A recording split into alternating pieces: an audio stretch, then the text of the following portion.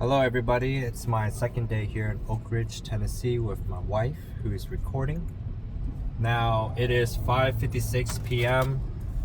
Now you see this is the typical traffic heading east towards Knoxville.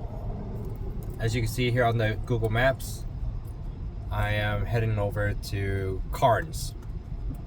Everyone's heading towards Knoxville though, and this is the type of traffic that we're running into. It's like stop and go traffic. It was a lot worse over at 4:30 p.m. when everybody, or 5 p.m. when everyone's getting off of work. This is the traffic that everyone's talking about. Normally, outside of the work hours, this whole freeway is like super quiet, but this is the type of things you're gonna expect if you have to commute from Oak Ridge to Knoxville or anywhere in between, Hardin Valley, etc. So I just wanted to show you guys live what it looks like.